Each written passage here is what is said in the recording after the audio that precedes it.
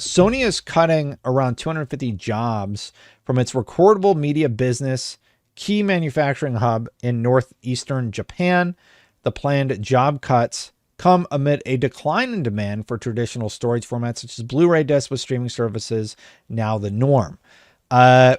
Very interesting to see that is just going to be the route that we're going. This is from the Mainichi, and they're saying Sony Group Corp will cut 250 jobs from its recordable media business key manufacturing hub in northeastern Japan and offer early retirement packages to employees, sources close to the matter said.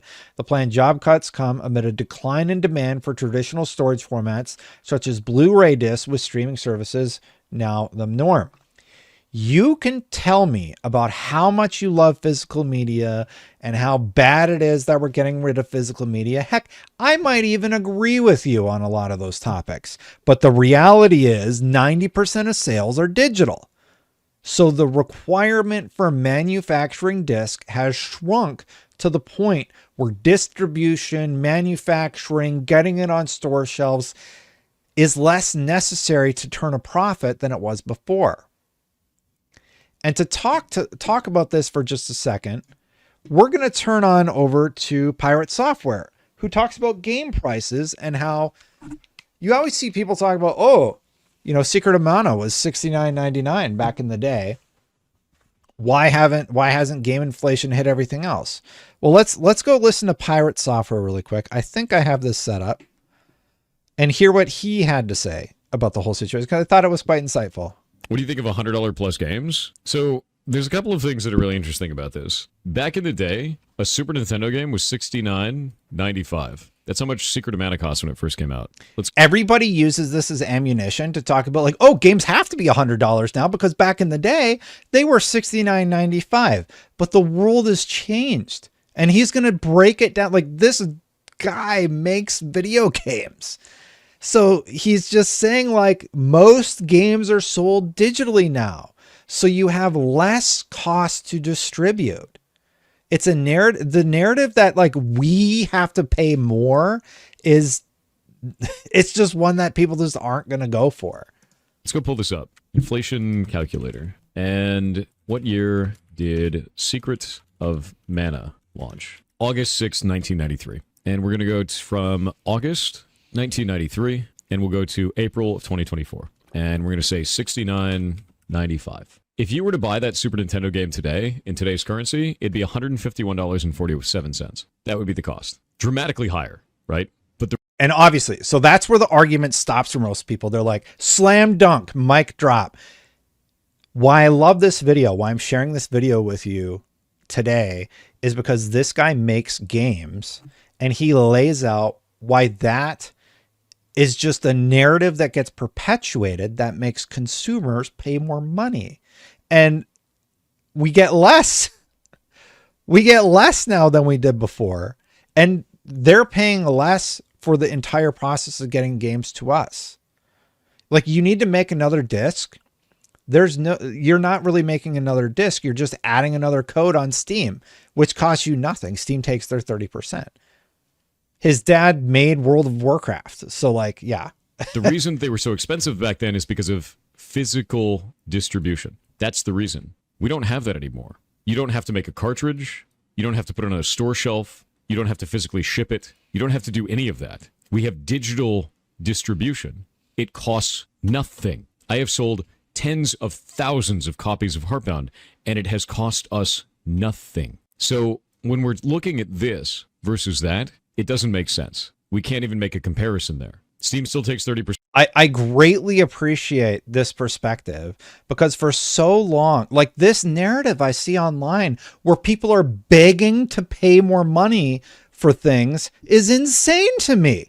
It's crazy. Please let me pay you more money. Like when Ibarra did that tweet, like, man, I really like that game. I wish I could tip the mega corporation that made it. And he listed a bunch of AAAs owned by Sony and Microsoft and whoever else. It's just like, wow. Sure.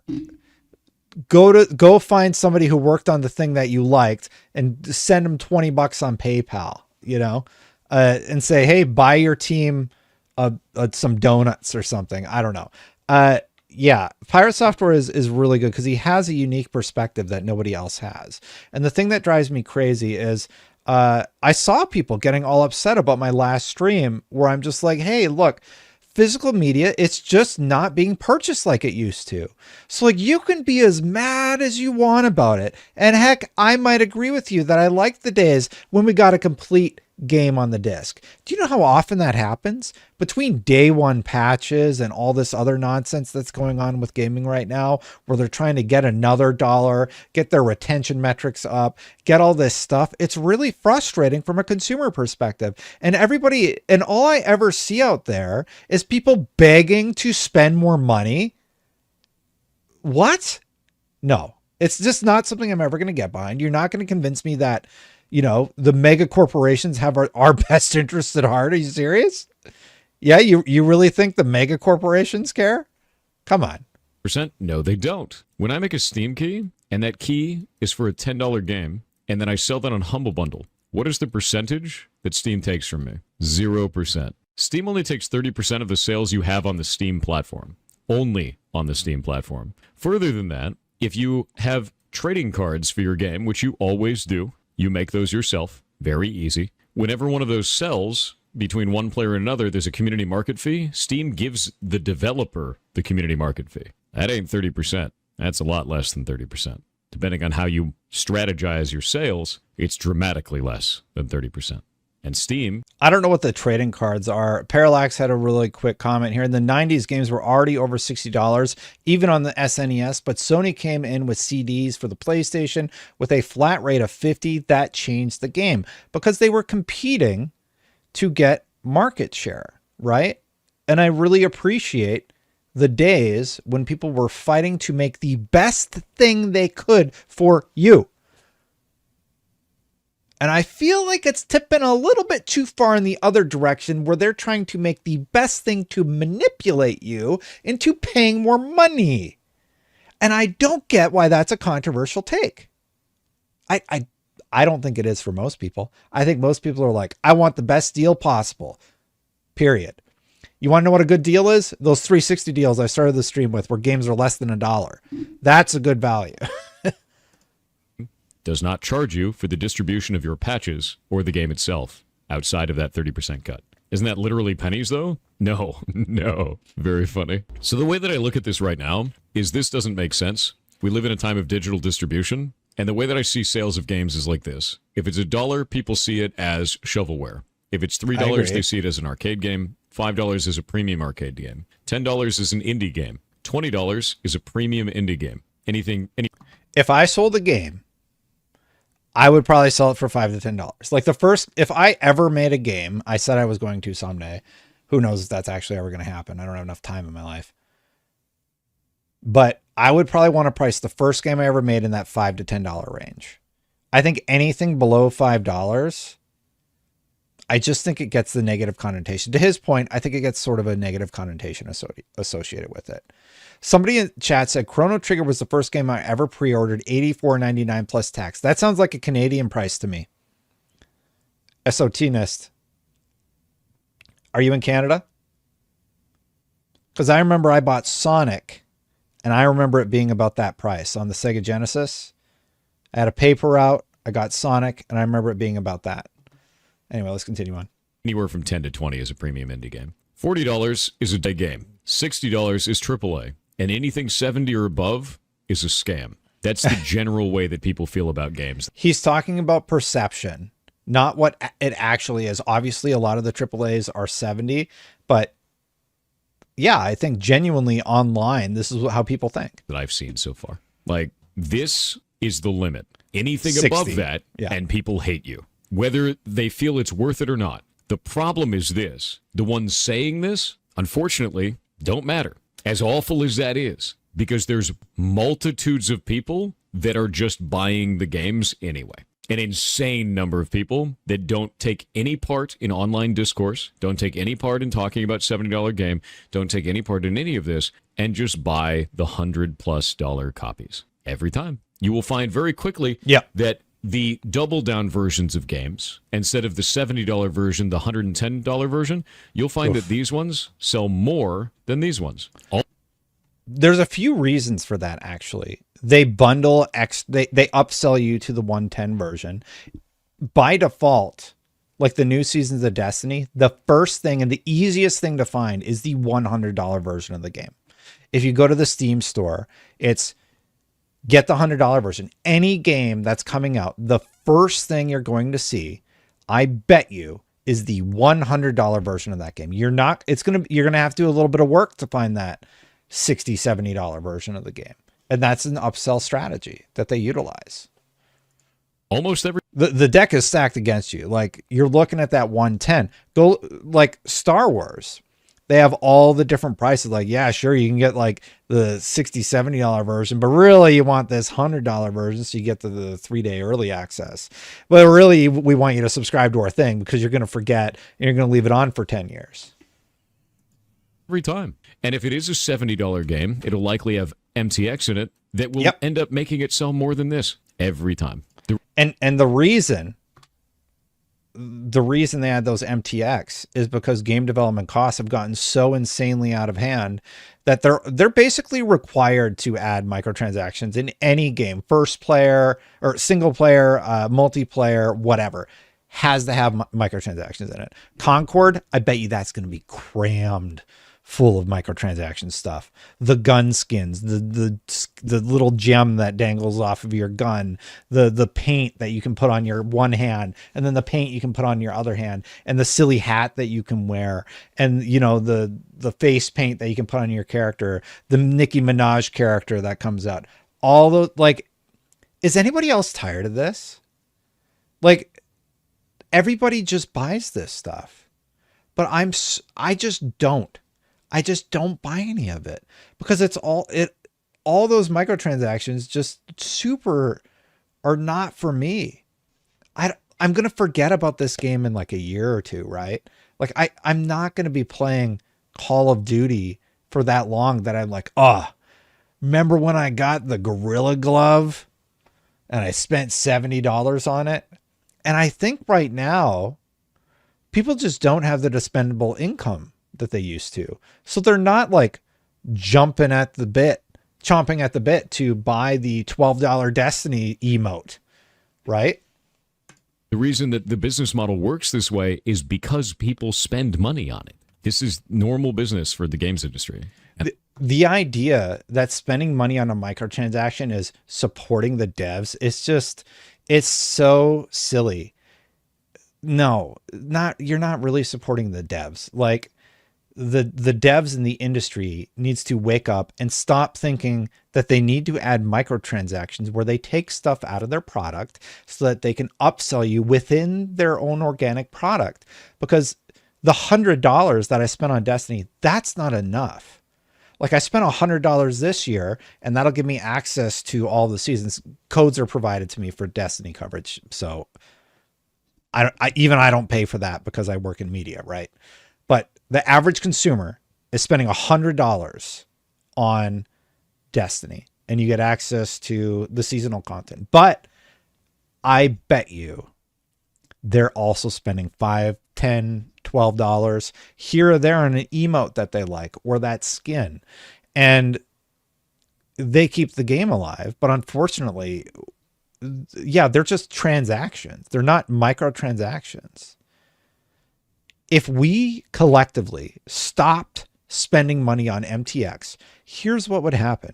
The entire video game industry would have to reset and find out another way to sell products to us and keep their costs under control. But they don't have to right now because they know that consumers are just going to buy everything like crazy people.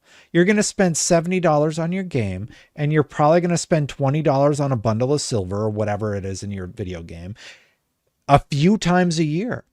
So you're probably spending $200, $250, $300 on your game. And those are just like the average people. Then there's the whales that will drop thousands of dollars. Like 1,000 a month in Diablo Immortal, I've heard people bragging about how much money they have spent in Diablo Immortal, the mobile Diablo game. Even, and I'm even talking about today, not when it launched and there was all that controversy. It's out of control. It's absolutely out of control. And I feel like I've had this rant. I've had this rant for like 8 years. Don't spend money on microtransactions. And honestly, I can safely say they poison the well for the rest of us. Anytime you spend money on a microtransaction, you are creating a positive benefit to the people who want to take more stuff out of your games and sell them back to you for $20. It's crazy. For Christmas last year, I got my brother $40 in COG credit since that is what he wanted. Used it all to buy skins and such. Yeah, we don't earn anything in our games anymore. We just, ask our brother or grandma or whoever to give us $40 for the Fortnite emote. This marker isn't working for some reason. And it's just it's crazy to me. And like, look, at this point, it is widely accepted that microtransactions are going to be in games. I can tell you not to buy it until I'm blue in the face. You're going to buy them anyway. And the crazy thing is, I make those videos and people are like, I bought $20 in skins just to show you. You're owning yourself. Like you're not doing anything to me. You're just, ruining the game industry. And like, look, spend your money how you want. Microtransactions, like, they're just a part of the reality that we're in right now. Would it be better if people didn't do that? Yeah, but we are where we are and people seem complacent with it. So it's not going to go away. And I reject the shit out of it. Why do you think our game is $10 and it won't have a sequel and it won't have a prequel and it won't have chapters and it won't have DLC and it won't have microtransactions? That's why it's $10, because I hate this business model. I hate it. I think it's shit, and I don't want to perpetuate it, even if it would make me more money. Because I think it's SHIT and I don't want to perpetuate it. That's why I don't buy microtransactions in games. Don't buy me a skin. Don't buy me any microtransactions in anything. I won't do it. Philoroni.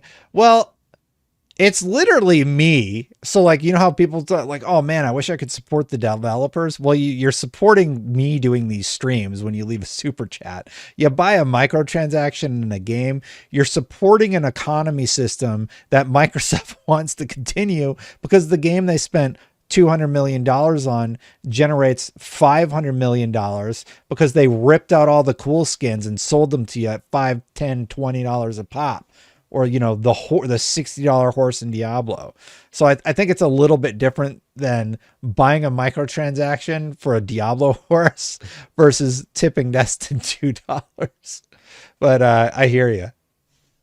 Because it's not good for the industry. So I can't convince people to stop buying games like this. Yeah. I can just stop selling games in that way and succeed in spite of that. See, he's got the right take. That's all you can really do, right? You can only do it the way that you think is best, or show, hey, look, here's a way where you can be successful. And all those people that say you need to have microtransactions in your games, they're wrong. And that's what he does. He leads by example. This is a pirate software video. So are sequels bad? No, but if you're making episodic content, it's not good for the game a lot of the times. I'll give you an example. Let's say that your base game is $10 and you release a DLC for $5, and then you release a DLC for $5 and you release a DLC for $5. As a player, you bought it for $10 and a new DLC comes out 3 months later. It's only $5, so you buy it, and then another one 3 months later. Well, it's only $5, so you bought it, and then another one 3 months later. It's only $5, so you buy it, right? You just keep doing this. Now, let's say that you tell your friend, hey, man, this game is really good. And your friend's like, oh, how much was it? And you're like, oh, it's $10. And your friend goes to look at it and he goes, that's not $10. Now you get a $25 game. So new players are de-incentivized from jumping in. But old players feel like they got good value and they didn't pay that much, except they're both paying the same amount. It's a marketing strategy that preys on your inability to do math or inability to assign value over time. That's the issue. So, like, not a fan of it. Really. And you want to know who is a really good example of somebody who also did this, but in the AAA space? Hello Games.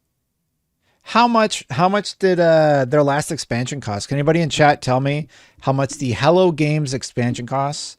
The big, huge one where they added all the cool stuff. Anybody have that price? I can't remember how much it was. Hello Games, you know, $0 is the answer. And they supported that game with these $0 free expansions. Hello Games is like the model on what you do to support a game. Granted, when they launched, it was controversial, and I think they recognized the mistakes that they made, but they're about to come out with another game, and they're going to do the same thing that they did. And I am so happy to have companies like that in this space. Really not a fan of it. If I'm going to release new content for Heartbound, I'm just going to patch it into the game, like I always have. No reason not to. What are your thoughts on expansions then for games? I only like expansions for live service games a lot of the times. Like, I really only like expansions for live service games. I don't like expansions a lot of the time outside of that. I think they're kind of gross. Like, if you're doing a single player game, the only time I'd say an expansion makes sense is like if you're adding another campaign to it. Live service game does make sense for expansions because that ends up being kind of a good deal. But yeah, it's pretty rare that single player games get expansions that make sense. It's pretty rare. Yeah, I agree with that. Often they're like offshoots. I think Last of Us did a pretty good job with the expansions that they did, where they told like a whole like one-off story, but more often than not, it's like not great, for lack of a better term. Yeah, so Hello Games does it really, really well. I had a thought here that I was going to share, but I lost my train of thought a little bit. So, oh yeah, so like, how can you support Destin? Well, YouTube's all about just watching the videos. So watch the videos to completion, hit the like button. Those are the basic things you can do. Make sure you're subscribed. So like on YouTube, and this is true for any creator, like the basic thing that you can do, watch their content, watch all of the video, and interact with it in some way. Hit the like, hit subscribe. And I do it as a joke, but like I bring this, I kind of try and make it fun in my videos. So like, watch this far, hit that subscribe button, hit that like button if you're already subscribed. Thanks so much for watching. But that's the equivalent. We're talking about game prices and stuff like that, but that's the equivalent on YouTube. And all of that costs you $0.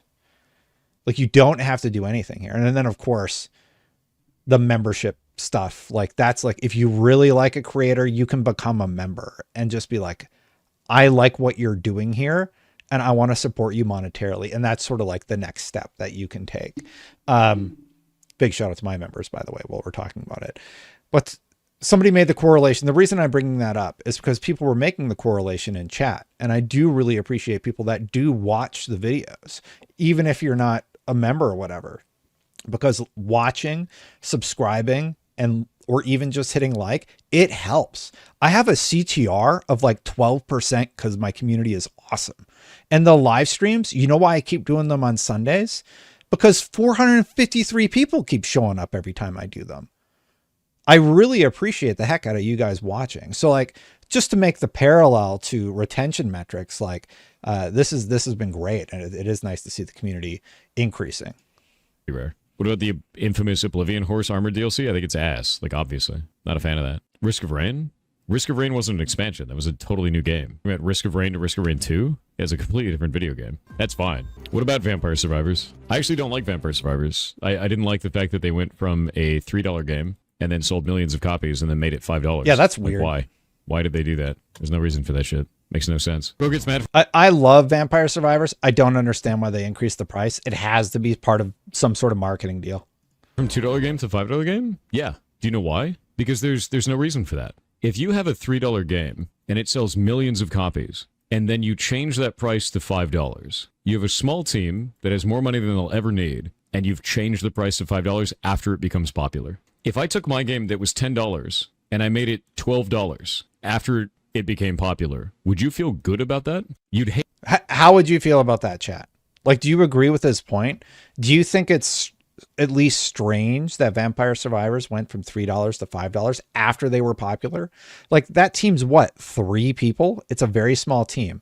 If you've sold 2 million copies at $3 a pop, that's kind of crazy. Why is he writing it like that? Because it's a thought exercise. So he's writing it out live. Granted, it's only $5, but like, why would you increase it? You've already sold 2 million copies. So you've made $6 million. let's say half of that goes to taxes and fees and whatever else, you still have $3 million. That's $1 million a person on the team. And that's just when, like, how many copies, let's look up how many copies the Vampire Survivors sell.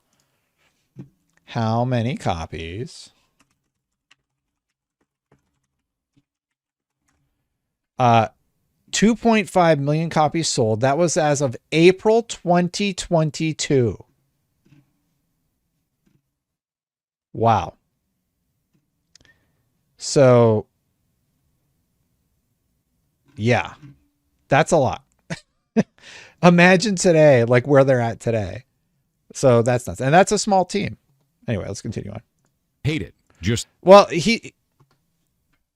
I'm trying to strengthen his point, and I really like his content, but I think it was unnecessary is the only point he's trying to make. I don't think he's trying to say Vampire Survivors is bad or anything like that. He's like, why did you raise your price? That doesn't make any sense. And it leaves like a negative connotation around the strategy.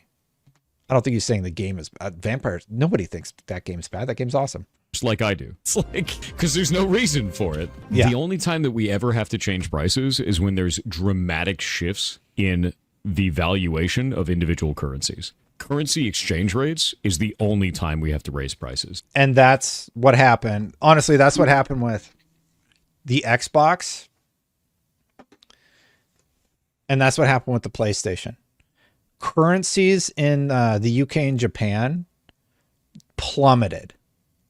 Like it's like more expensive for them to make things in Japan, and they make less money than they ever did before. So think about that for a second. It costs them more than it has ever cost them to make, say, a console and sell it in Japan or sell it in the UK.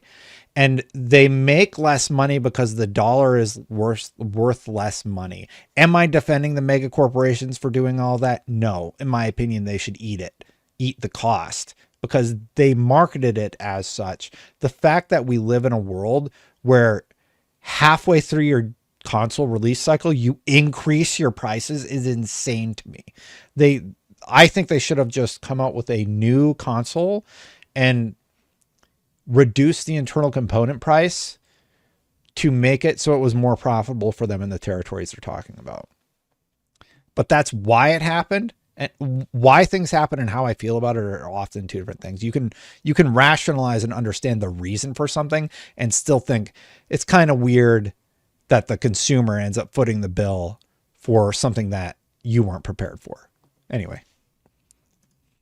Because sometimes currency exchange rates go crazy, which is exactly what happened with Argentina, right? Like, that sucks. There's nothing we can do about it at that point. Where, like, suddenly, like, a currency just inflates to and is not worth anything anymore. Like, yeah, we have to take action. That there's nothing we can do about it. That's the only time that I think that's appropriate. That's the only time, and it's a global finance issue. Yeah, global finances go wacky. Bingo. Price your game in line with the gold standard? No, that's not really how that works. The way that you have to price your game, no matter what, man, is based on people's expendable income. You're making an entertainment piece. That's what that is. It's an entertainment piece.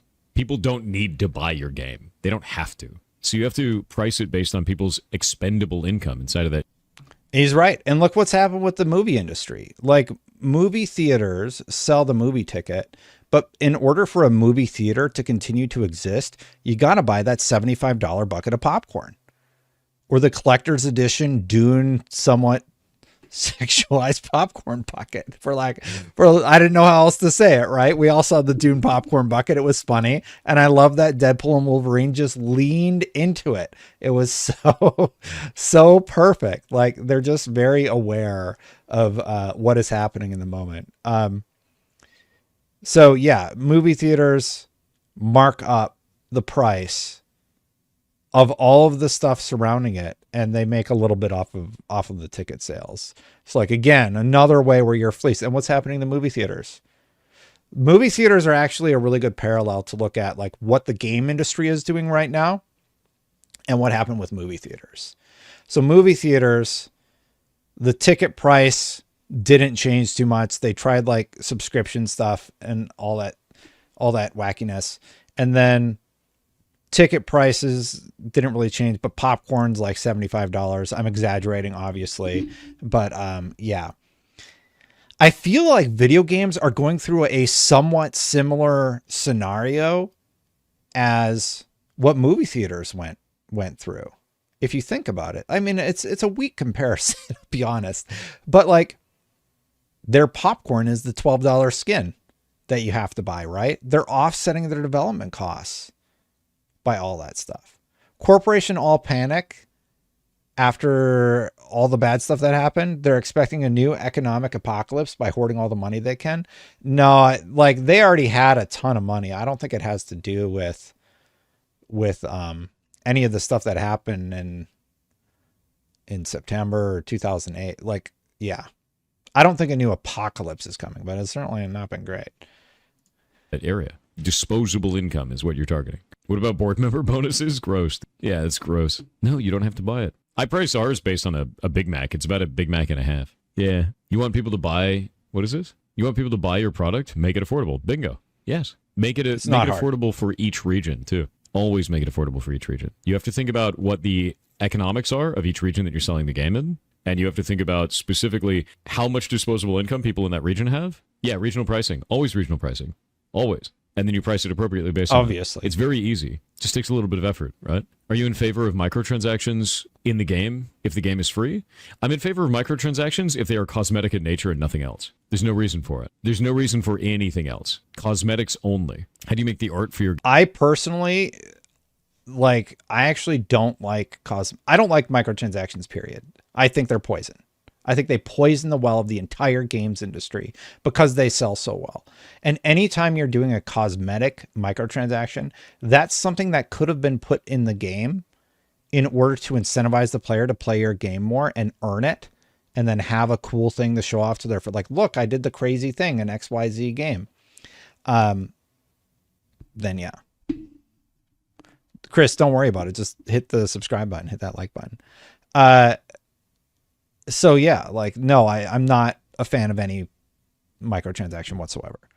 He probably has microtransactions in his game, and he's like, well, that's how we offset it. Game. Shay makes all the art and animation for Harbin. I do the technical art, which is particle effects, shadows, lighting, stuff like that. Sony priced Helldivers to 0 in some reason. No, they didn't price Helldivers to 0 in some regions. They made it unpurchasable in some regions. Those are two very different things. Yeah. No, 0 would be free. Lol, same thing. No, 0 would be free. They turned it... What they did was they took a selling video game and instead applied a 5-finger discount to everybody who wanted to go the extra mile. It's probably the greatest advertisement to piracy I've ever seen in my life. Insane to watch. Thank you, everybody, for watching. Thank you to all the members. I'm going to have to update this list. We got a massive new list of members today. Thank you for the gifted members. I'm going to head out, though. Thank you for watching, everyone. Hit that subscribe button. Hit that bell. I do appreciate it. I do stream every Sunday, but be subscribed because who knows what's going to happen with the kids in the fam during the morning. And I'll get live as soon as I can be. Thank you so much, everybody. And I will, Phil. And I'll see you for the next one. Bye for now, everybody.